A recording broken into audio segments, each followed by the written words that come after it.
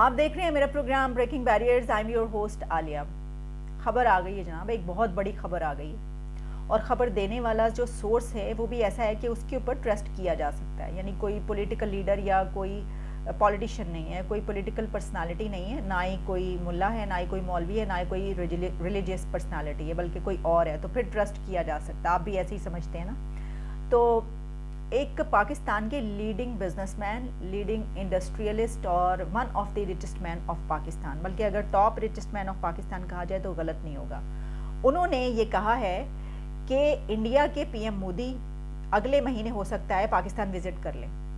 ہو سکتا ہے کہ انہوں نے کہا کہ اگلے مہینے پی ایم مودی پاکستان کا وزٹ کرنے والے ہیں, پاکستان کا وزٹ کر رہے ہیں. آپ اس کو اس طریقے سے بھی لے سکتے ہیں. اب پاکستان کی یہ پرسنالٹی, اس کا نام ہے میاں منشا. There are no permanent enemies, I am trying to say, which brings me to the point that we need to resolve things with India. ہماری 1965 تک 50-60% of our trade was India. There are no permanent enemies. I know کہ ابھی بھی back and پر ہماری بات چیت چل رہی ہے انڈیا سے. In a month, Modi will come here if we can get our act together. یہ بات چیت ابھی بھی چل رہی ہے, and I know this. تو یہ جو چیزیں ہیں ہمیں we need peace, we need to have, ان کے پاس بھی ٹیکنالوجی ہے, ہمارے پاس بھی کچھ چیزیں ہیں ان کو دینے والی. I have dealt with the Indians also کچھ سال پہلے, تو ان کے کامرس منسٹر کے زمانے میں ہمارے سے ڈسکشن کرتا, تو there were times when there were tears in his eyes, اور مجھے واٹس ایپ دکھاتا تھا کہ میں یہ Sonia Gandhi. Top 10 richest people ہیں, ان میں میاں منشا کا نام بھی آتا ہے اور شاہد خان کا نام بھی آتا ہے. لیکن شاہد خان جو ہیں وہ کیونکہ یو کے بیسڈ ہے, اس لیے میرا خیال ہے کہ ان کو اگر اس لسٹ میں سے نکال دیا جائے تو میاں منشا پہلے نمبر پر آتے ہیں. 3.7 بلین ڈالرز شاید ان کی نیٹ ورتھ بتائی جاتی ہے. میرا خیال ہے 2019 کے میں یہ آیا تھا, اور 2021 میں آپ کو بتا رہی ہوں جو لسٹ آئی تھی ریچسٹ پیپل کی پاکستان کے, اس میں میاں منشا اگر آپ شاہد خان کو نکال دیں تو پہلے نمبر پر ہیں. پھر اس کے بعد جو ہے وہ اس میں نواز شریف بھی آتے ہیں, شامل ہیں. پھر صدر الدین ہاشمانی ہیں, اس کے علاوہ آصف علی زرداری ہیں, ملک ریاض, اور پھر میاں محمد نواز شریف, پھر ناصر شون, اور اس کے علاوہ سر انور پرویز. اس طرح کے سارے نام آتے ہیں. تو میاں منشا صاحب کو آپ پہلے نمبر پر رکھ لیں چلیں. تو انہوں نے یہ بات کہی ہے. اب یہ تو بڑی اچھی بات ہے. میں تو یہ سمجھتی ہوں کہ اگر ایسا ہو رہا ہے تو بہت ہی زبردست بات ہے. اس کی وجہ یہ کہ ویسے میں پھر یہ سوچ رہی تھی کہ پرائم منسٹر عمران خان صاحب کے ہوتے ہوئے یہ کیسے ہو سکتا ہے. واقعی منشا صاحب نے یہ بات صحیح کہی ہے. کیا ان کو یہ نہیں پتا کہ پی ایم عمران جو کہ نعرہ یہ لگاتے ہیں مودی کا جو یار ہے, تو وہ اگر پی ایم مودی پاکستان چکر لگا لیا انہوں نے, تو عمران خان تو کہیں کسی کو مطلب منہ دکھانے کے مطلب کیا کریں گے, وہ عوام کے پاس کس طریقے سے جائیں گے, وہ الیکشن کیسے لڑیں گے. میں کہوں گی کہ میں تو یہ سوچی تھی کہ پھر خان صاحب کے پاس الیکشن میں جو ہے وہ کون سا کارڈ کھیلیں گے, وہ مذہب کا. ہاں, مذہب کا کارڈ تو پھر بچتا ہے نا. ریلیجن کارڈ تو ہمارے پاس موجود ہے, اگر مودی کارڈ نہیں ہے تو پھر ریلیجن کارڈ ہے, تو پھر خان صاحب جو ہیں وہ ریلیجن کارڈ کو آگے بڑھا دیں گے, کیونکہ خود تو وہ نہیں چاہیں گے میرا خیال ہے کہ ایسا ہو. ہاں یہ ہو سکتا ہے, کیونکہ اگر آپ اس کا پورے طریقے سے تجزیہ کریں اس خبر کا, اگر تو ایسا ہو رہا ہے اور واقعی کوئی بیک ڈور ڈپلومیسی تو چل رہی ہے, یہ تو ہم جانتے ہیں, ٹھیک ہے نا, ٹریک 2 تو ہر وقت چلتا رہتا ہے.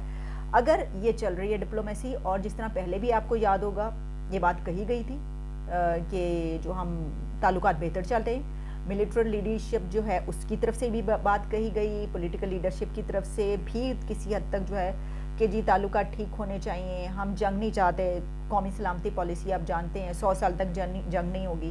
تو لگتا تو ہے کہ اس طرح کا کچھ ہو سکتا ہے, دونوں ملکوں کے بیچ کچھ اس طرح کی چل رہا ہو, اور یہ فیصلہ کیا گیا ہو کہ پرائم منسٹر نریندر مودی اگلے 1 مہینے میں پاکستان وزٹ کر لیں, یا اگلے 1-2 مہینے میں پاکستان وزٹ کر لیں. ہو سکتا ہے اس طرح کے کوئی فیصلے ہوئے ہوں دونوں ملکوں کے بیچ بیک ڈور ڈپلومیسی کے نتیجے میں, اور یہ بھی ہو سکتا ہے کہ اس میں کوئی تھرڈ کنٹری, تیسرا کنٹری جو ہے اس میں کوئی رول پلے کر رہا ہو, تاکہ دونوں کنٹریز کے حالات بہتر ہو جائیں. ابھی اس وقت جو ہے اس میں مجھے ایسا ہونا جو ہے وہ مشکل اس لیے نظر آتا ہے, جیسا میں نے آپ کو خان صاحب کا کہا, تو اس کا مطلب ہے پرائم منسٹر کی حکومت اگلے 1-2 مہینوں میں ختم ہو رہی ہے کیا, اگر ایسا ہو رہا ہے. نواز شریف کی اگر حکومت ہوتی تب تو ہم یہ کہہ سکتے تھے, کیونکہ وہ اتنے بڑے سٹیپ انہوں نے لیے ہوئے, رسک یہ لیا ہوا ہے.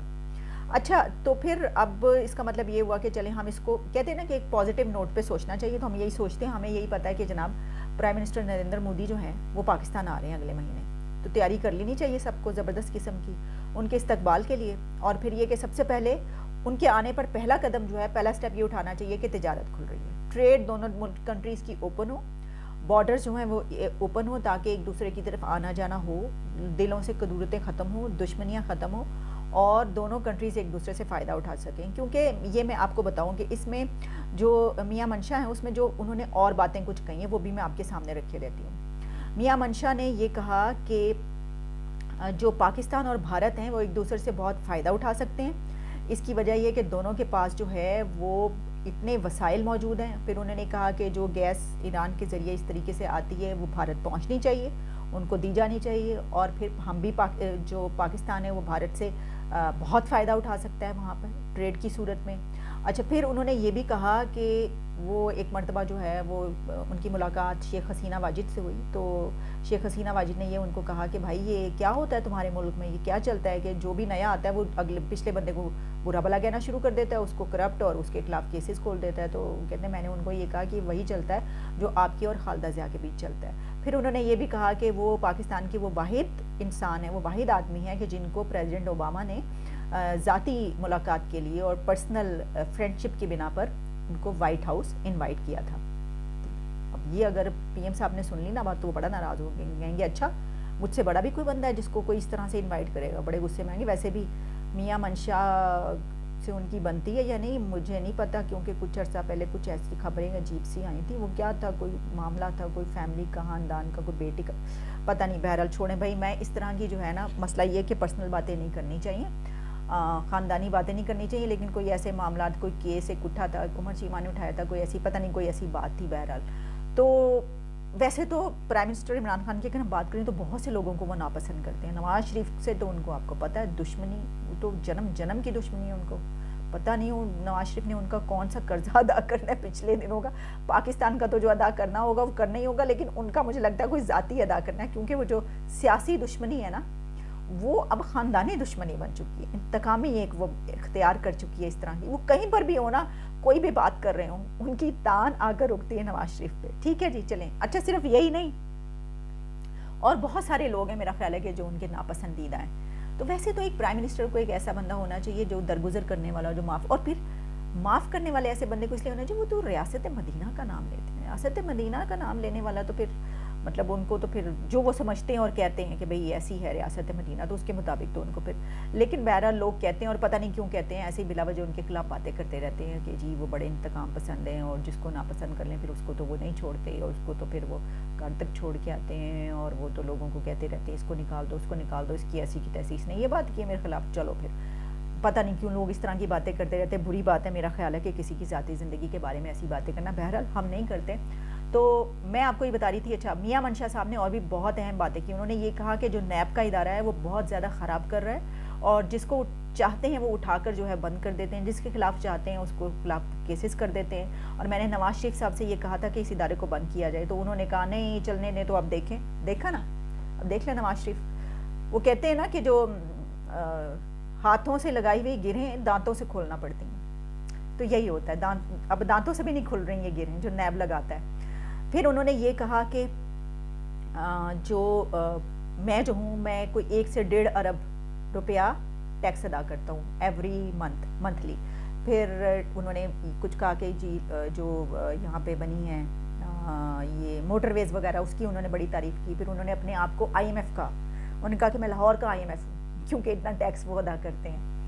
اور اس کے علاوہ بہت ساری انہوں نے مختلف پوائنٹس, اتنے بہت سارے پوائنٹس ہیں جس پہ انہوں نے بات کی ہسٹری سے لے کر اب تک. یعنی اگر آپ دیکھا جائے تو تھورولی یہ ایک میاں منشا کا پہلا انٹرویو ہوگا. حالانکہ پتہ پاکستان میں ایسی پرسنالٹیز کی عزت یا یہ کہ ان کو ریگارڈ نہیں دیا جاتا. ریگارڈ اس طریقے سے ظاہر ہے وہ تو ہو گئی ان کا ریگارڈ, وہ ایک کسی کی کیا مجال ہوگی ان کو کچھ کہے, لیکن ایک ہوتا ہے کہ نیشنل لیول پر ریگارڈ دیتے ہیں نا. ایسے لوگوں ہم نے کبھی ان کو ٹی وی پہ ادھر ادھر کہیں کوئی کبھی نہیں دیکھا. اچھا, انہوں نے ایک اور بات کی, انہوں نے کہا کہ جو اکانومی کی سچویشن ہے اس کو ٹھیک کر لینا چاہیے. اس کی وجہ یہ ہے کہ اکانومی کی سچویشن کی وجہ سے ایسا نہ ہو کہ بنگلہ دیش والا جو ہے وہ معاملہ پھر ہو جائے. انہوں نے کہا ملک کو سنبھال لیں, کیونکہ معیشت جو ہے یہ ریڑھ کی ہڈی ہے اور اس کو کمزور نہیں ہونا چاہیے, اس کو سنبھال لیں, ورنہ پاکستان کو اگر آپ संभालना चाहते हैं और बचाना चाहते हैं तो इसकी मईशत ठीक करें, इकोनॉमी को ठीक होना चाहिए। फिर उन्होंने बांग्लादेश की तारीफ़ की कि वहाँ पर देखें एक ही जगह पर 30-30, 35-35 हज़ार औरतें जमा करके वो उनसे काम करवाते हैं और वो काम करती हैं और कितना बड़ा गारमेंट्स के हवाले से बांग्लादेश का नाम बन चुका, कितना आगे निकल गया है। तो उन्होंने कहा कि हम भी इस तरीके से काम कर सकते हैं, लेकिन मसला ये है कि यहाँ पे जो इंडस्ट्रियल जोन्स बनाए जाते हैं वहाँ पर होता क्या है कि ना बिजली मिलती है, ना पानी मिलता है, फैसिलिटीज़ ही हुकूमत की तरफ से फराहम नहीं की जाती, जो बेसिक नीड्स वहाँ पे किसी उसके जोन के लिए होती है वही नहीं होती, तो फिर काम कैसे हो। तो ये सब उन्होंने अपनी जो कुछ डिफ़िकल्टीज़ इन चीज़ों की वो भी सामने रखी, ये सब कुछ सामने रखा है। तो मैं ये समझती हूँ कि उनको कहीं ना कुछ तो पता है। बहुत अच्छी बात है उन्होंने बात की। वैसे तो ये अलग बात है कि कल या परसों उनकी कोई इस तरह का डिनाई आ जाए, कह दें कि भाई मैंने तो ये कहा था तो तुमने ये समझा, लेकिन ऐसा ना ही हो तो अच्छा है। इसकी वजह ये कि हम तो ये चाहते हैं कि प्राइम मिनिस्टर नरेंद्र मोदी जो है पाकिस्तान आएँ, पाकिस्तान का दौरा करें। देखें, क्योंकि हम जब लेते हैं ना मोदी का नाम तो हमारे ऊपर तो फौरी तौर पर ठप्पा लग जाता है, फ़ौरन हमारे पर एतराज़ आता है। यहाँ मंशा मोदी मोदी कर रहे हैं तो कोई कुछ नहीं कह सकता उनको, है ना। There are no permanent enemies, I am trying to say, which brings me to the point that we need to resolve things with India.